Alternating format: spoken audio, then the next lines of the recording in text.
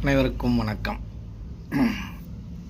ஒரு அன்பர் இந்த கேள்வியை கேட்டிருக்காரு.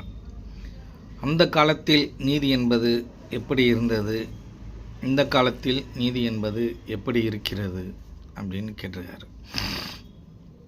அந்த காலத்தில் நீதி என்பது நீதி வழங்கக்கூடிய இடத்தில் அரசன் இருந்தான். அந்த அரசன் இருக்கும் பொழுது அரசனுக்கு அறிவுரை கூறும் மந்திரிகள் இருந்தார்கள்.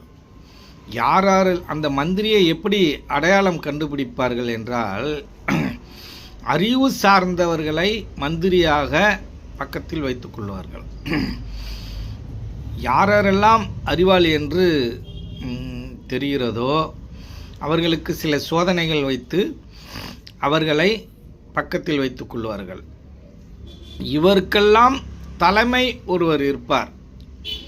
அவர்தான் அரசவை குரு என்று சொல்வார்கள், ராஜகுரு அப்படின்னு சொல்வார். அந்த ராஜகுரு என்பவர்களுக்கு அனைத்தும் தெரிந்ததாக இருக்கும்.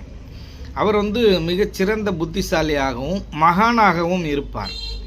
அந்த ராஜகுருவை கேட்டுதான் எதா இருந்தாலும் செய்வார்கள். ஏனென்றால் நீதி தெரிந்திருக்கக்கூடிய ஒரே ஒரு இனம் எது அப்படின்னு கேட்டிங்கன்னா, அது இந்த சித்தர்களோட இனம்தான், இந்த மகான்களோட இனம்தான். இதை ஏன் இனம் அப்படின்னு நான் சொல்கிறேன் அப்படின்னா, அந்த தரப்பினர்களுக்கு மட்டும்தான் எது சரி எது தவறு எது நீதி என்பது, இயற்கையோட நியதி என்பது அவர்களுக்கு தான் தெரியும். மற்றவர்களுக்கு தெரியுமானா தெரியாது. இப்போ இருக்கிற அந்த காலத்தில் பார்த்திங்கன்னா, ஒருத்தர் ஒரு ஏதோ ஒரு பிரச்சனைக்கு வந்திருக்காரு அப்படின்னா, அன்னைக்கே அந்த பிரச்சனையை முடித்து அன்னைக்கே தீர்வு சொல்லிடுவாங்க, நீதியை சொல்லிடுவாங்க. அதோட அது முடிஞ்சிடும். அதிகபட்சமாக இன்னொரு நாள் இருக்கும், அவ்வளோதான், 2 நாளோட முடிஞ்சிடும். ஆனால் இன்றைக்கெலாம் அப்படியே இருக்குது.